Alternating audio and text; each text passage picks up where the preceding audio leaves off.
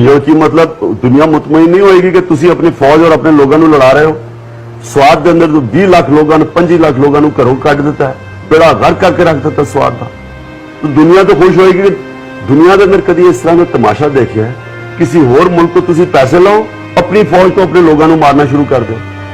या तो चलो मैं मानदा ना कि अमरीका दे इधर अफगानिस्तान दे आने तो पहला इधर कोई बड़ी जंग हो रही सी ट्राइबल इलाके च, इधर कोई तालिबान आ रहे सी, कोई पाकिस्तान को खतरा सी, फिर तो मैं कहूँगा बिल्कुल जनाब मुल्क को बचाव नहीं करो। इधर तो कुछ भी नहीं सी, कहते असी पैसे लेते।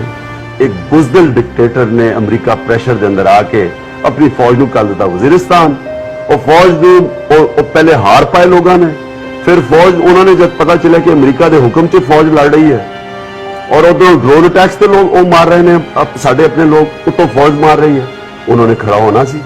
उसके बाद असी जो लोग तालिबान कह पता तो चलाओ कि क्यों अपने आप को तालिबान कह रहे हैं और क्यों लड़ रहे हैं। मैं छोटा सी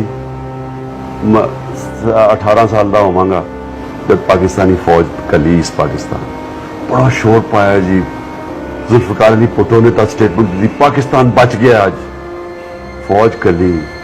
और बाद च पता चलिया कि किन्ने औरतें बच्चे बेचारे लोगों को असी मारिया उधर, और की फायदा होया उदा कि ना ईस्ट पाकिस्तान को बचा सके, 90,000 फौज भी अपनी फड़ा दी हिंदुस्तान को, खरबों अरबों खरबों रुपए का नुकसान किया, की नतीजा मिले।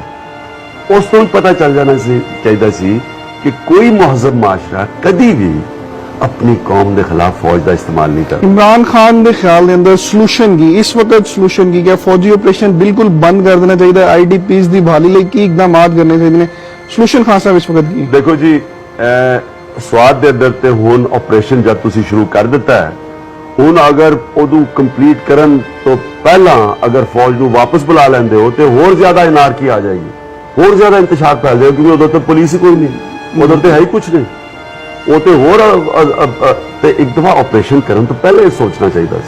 हुन तो इन्होंने ऑपरेशन कंप्लीट करना पाएगा और पता नहीं कितनी देर लगती है और पता नहीं कितना होर